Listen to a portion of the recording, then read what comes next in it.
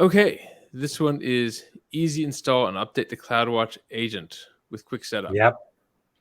Okay, so this one is very near and dear to me because I've lived through an insane amount of pain because of, CloudWatch not really being, CloudWatch Agent not being there on every instance. Now, if you did not know this, when you have EC2 instances and you're trying to figure out what the right size is, you kind of need 4 metrics, right? You need CPU usage, you need network IO, you need disk IO, and you need memory usage.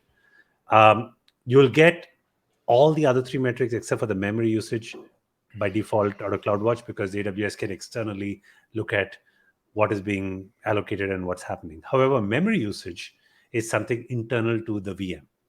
So you need an agent running inside your instance to be able to figure out what's running in memory so that they can export that out into CloudWatch, or at least figure out the usage and ship that out to CloudWatch.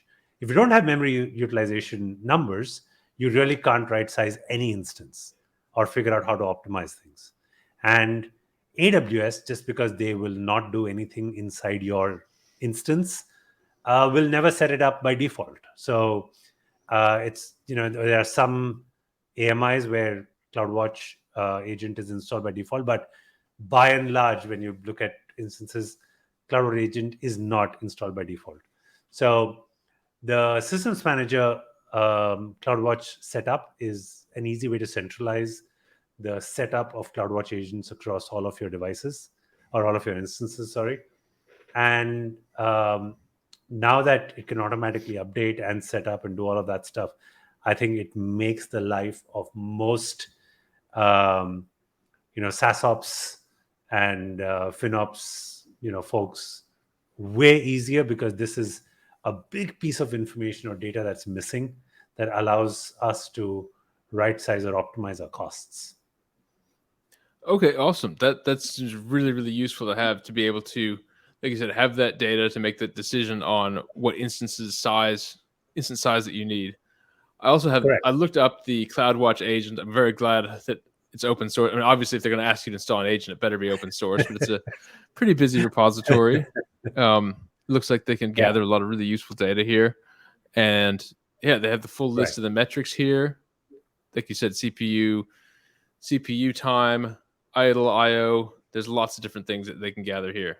Correct. For me, the most important one, which you can't get from anywhere else, is the memory stuff.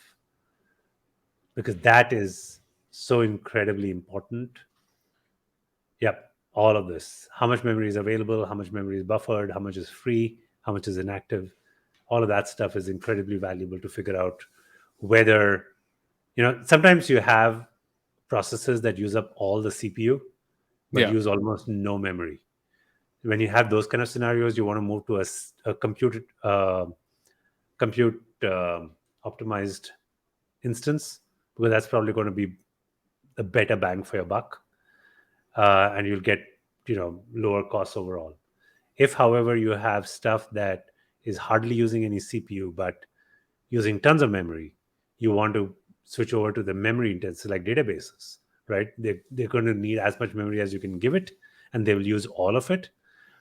And the CPU utilization may not peak at all. So for those kind of instances, go with the memory optimized instances. Or if you find that you need instances where your IO is, peaking and hitting limits, you don't want to keep bumping up your CPU and your memory, because that costs way more. Instead, you could go to one of the IO optimized instances, the I types, or the I family, and those will help you do a much better job on these kind of instances. So without these metrics, you really wouldn't be able to make the right choice of instances that your workload should really be on. Well, and just being able to, like I said, right size. It's kind of a funny analogy. I was at an Amazon, it was an Amazon logistics talk, and the person was saying that just by optimizing the way they pack things on a shelf, they were able to increase by like 500% the amount of physical goods stored on a shelf by packing, by having there's some boxes that are long and wide and some boxes that are tall, some boxes that are flat. And it's basically the same problem. There's a couple of different dimensions. At the end of the day, you have a big compute instance managed by Nitro that will have some amount of CPU and some memory available to it. And how you want to allocate that really depends on your problem. It's just the same thing. By having this more observability and by right sizing your instance, you're really making it more efficient for everyone. Exactly.